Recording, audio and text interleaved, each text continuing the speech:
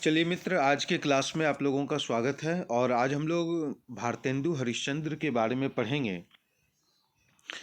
भारतेंदु हरिश्चंद्र को आधुनिक हिंदी साहित्य का पितामह कहा जाता है। साथ ही साथ हिंदी साहित्य का जन्मदाता के रूप में भी जाना जाता है और भारतीय नवोत्थान का प्रतीक किसे कहा जाता है तो भारतेंदु हरिश्चंद्र को कहा जाता है। हिंदी नवजागरण के अग्रदूत के रूप में भी भारतेंदु हरिश्चंद्र जाने जाते हैं। हिंदी साहित्य में पुनर्जागरण का जो काल है वह जो काल है उस काल को भारतेंदु युग कहा जाता है।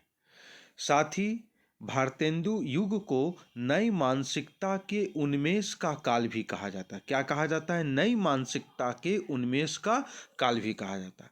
भारतेंदु हरिश्चंद्र का जो जन्म हुआ था वो भारतेंदु हरिश्चंद्र तो इनका नाम है, भारतेंदु इनकी उपाधि है, याद रखिएगा, है ना।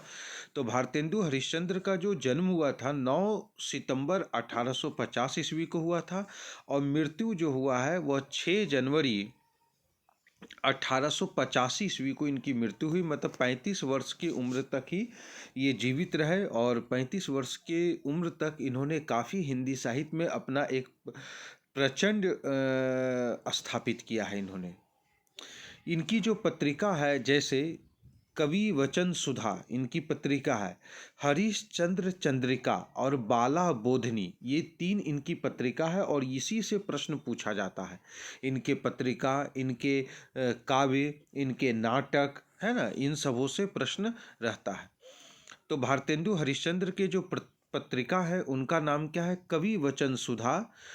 दूसरा है हरिश्चंद्र चंद्रिका और तीसरा नाम क्या है तो बाल बोधनी। भारतेंदु हरिश्चंद्र के जो नाटक है वह नाटक का नाम है पहला भारतीय दुर्दशा, प्रेम जोगनी, अंधेर नगरी, नील देवी, सत्य हरिश्चंद्र, वैदिक हिंसा हिंसा ना भक्ति और सती प्रताप। ये भारतेंदु हरिश्चंद्र के क्या है तो नाटक है। भारतेंदु ने तदीय सर्वस्व ये नारद भक्ति सूत्र का अनुवाद है ना। तो नारद भक्ति सूत्र का अनुवाद भारतेंदु ने किस विषय में किया है तो तदीय सर्वस्व में किया है। नारद भक्ति सूत्र है, इसका अनुवाद भारतेंदु ने किस नाम से किया है तो तदीय सर्वस्व के नाम से किया है। साथ में सांडिल्य भक्ति सूत्र का अनुवाद भारतेंदु ने किस विषय में किया है? सूत्र वैजयंती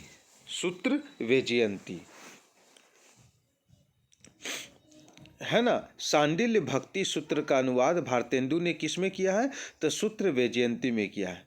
भारतेंदु हरिश्चंद्र के कुछ निबंध हैं, जैसे नाटक है, कालचक्र है, लेवी प्राण लेवी है, भारत वर्षोन्नति कैसे हो सकती है, ये भी नाटक है, कश्मीर कुसुम, जातीय संगीत, संगीत सार, हिंदी भाषा और स्वर्ण में विचार सभा। तो हिंदी भाषा का प्रकाशन इन्होंने कब किया था तो 1890 में किया था। ये प्रश्न पूछा हुआ भी है, हिंदी भाषा किसका नाटक है तो भारतेंदु हरिश्चंद्र का नाटक है हिंदी भाषा। भारतेंदु की काव्य धारा में पहले भक्ति और श्रृंगार दिखाई पड़ता था, लेकिन बाद में इन्होंने अपने काव्य धारा को स्वदेश प्रेम की ओर मोड़ दिया था, है ना। पहले इन्होंने भक्ति पर ज़्यादा से ज़्यादा रचना लिखे, श्रृंगार पर आधारित रचना लिखे, लेकिन बाद में इन्होंने अपने काव्य धारा, अपने रचना को स्वदेश प्रेम के साथ जोड़ा है। भारतेंदु हरिश्चंद्र के कुछ काव्य कृतियाँ, मतलब कुछ कविताएं भी आपको देखने को मिलेगी, है ना। तो कौन कौन सा है? भक्त सर्वस्व उनकी कविता है, प्रेम मालिका, कार्तिक स्नान, बैसाख महात्म, प्रेम सरोवर, प्रेम सुवर्सन, जैन कुतूहल, प्रेम सतसई श्रृंगार, प्रेम माधुरी, प्रेम तरंग, उत्तरार्ध भक्त काल, प्रेम प्रलाप, होली, मधु मुकुल, राग संग्रह, वर्षा विनोद, विनय प्रेम 50, फूलों की गुच्छा, फूलों की गुच्छा एकमात्र इनकी काव्य शैली है जो खड़ी बोली में लिखी गई है। याद रखिएगा, एकमात्र काव्य शैली जो खड़ी बोली में लिखी गई है वो फूलों का गुच्छा है।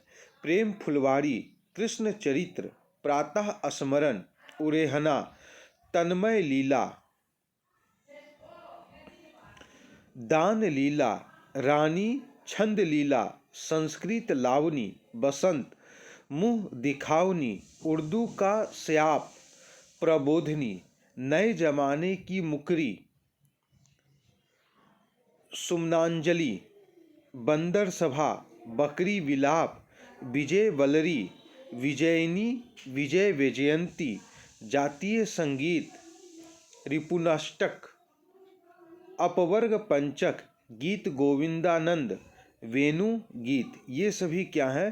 तो ये सभी भारतेंदु हरिश्चंद्र के काव्य कृतियाँ हैं मित्र, और इन्हीं सबों से प्रश्न आपका पूछा जाएगा। समस्त रचनाओं की संख्या भारतेंदु हरिश्चंद्र की कितनी है? तो 175 है। और काव्य ग्रंथों की इनकी रचना कितनी है? तो काव्य ग्रंथों की रचना लगभग 70 मानी जाती है। इस चीज़ को ध्यान में रखिएगा, काव्य ग्रंथों की रचना लगभग कितनी मानी जाती है?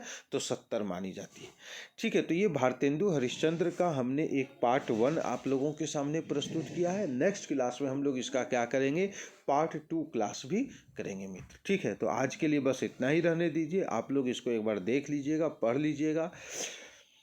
ठीक है, जय हिंद, जय भारत।